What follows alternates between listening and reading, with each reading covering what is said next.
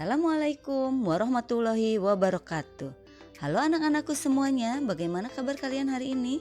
Semoga kalian tetap sehat ya. Kita ketemu lagi nih dengan Ibu, di mana Ibu akan membahas materi untuk kelas 8, yaitu materi bab 2 yang berjudul menggambar ilustrasi.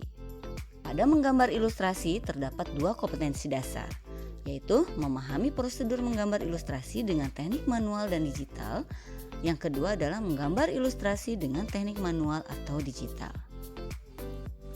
Adapun peta konsep untuk materi menggambar ilustrasi terdiri dari beberapa materi, yaitu pertama pengertian gambar ilustrasi, kedua tujuan gambar ilustrasi, 3 fungsi gambar ilustrasi, 4 bentuk objek gambar ilustrasi, 5 jenis-jenis gambar ilustrasi, 6 alat dan media pewarnaan gambar ilustrasi, yang terakhir adalah proses menggambar ilustrasi.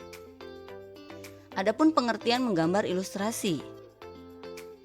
Menggambar ilustrasi adalah gambar yang memperjelas ide cerita atau narasi. Tujuan menggambar ilustrasi yaitu untuk memperkuat, memperjelas, memperindah, mempertegas, dan memperkaya cerita atau narasi. Adapun fungsi menggambar ilustrasi diantaranya itu memperjelas suatu cerita pada sampul buku, cerita, cover atau isi buku. Kedua, memperjelas tulisan. Ketiga, pelengkap gambar reklame. Fungsi keempat adalah cerita bergambar.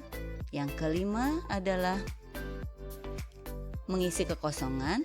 Fungsi yang keenam yaitu mengungkapkan rasa humor, dan fungsi yang terakhir adalah untuk mengungkapkan kritik, sindiran, atau ejekan. Objek gambar ilustrasi terdiri dari manusia, hewan, tumbuhan, dan objek benda. Adapun jenis gambar ilustrasi berdasarkan corak dan bentuknya. Yang pertama yaitu corak realistis, suatu gambar atau lukisan yang dibuat menyerupai wujud aslinya. Kemudian dekoratif yaitu corak atau bentuk yang tidak meninggalkan ciri khasnya. Kemudian adalah selanjutnya adalah corak karikatur, di mana menampilkan karakter yang dilebih-lebihkan, lucu, unik, terkadang mengandung sindiran. Kemudian corak ekspresionisme yaitu gambar yang masih dapat dikenali wujud aslinya. Jenis gambar ilustrasi berdasarkan penempatannya. Pertama, ilustrasi cerita, yaitu ilustrasi yang digunakan sebagai pengiring dalam cerita pada buku. Ilustrasi komik yaitu bentuk seni yang menggambarkan gambar-gambar tidak bergerak yang disusun sedemikian rupa. Kemudian adalah corak yang selanjutnya adalah ilustrasi rubrik, gambar penghias suatu ruang khusus atau kolom pada media cetak.